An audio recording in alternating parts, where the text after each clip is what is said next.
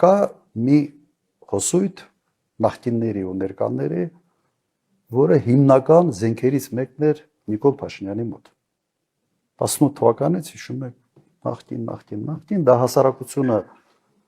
բաժանելու, իրար թշնամացնելու գործիքակազմ էր։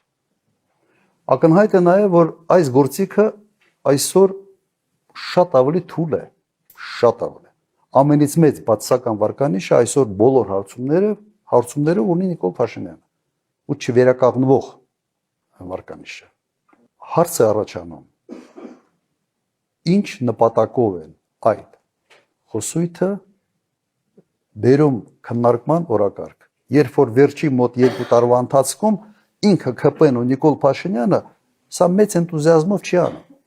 ավելի շատ իներցիայով են այս թեման քննարկում, ես այդ եռանդը չեմ տեսնում, որովհետև եռանդը դրել են ուրիշ թեմաների մեջ, հասկանալով, որ սա այն ազդեցություն այլևս չունի։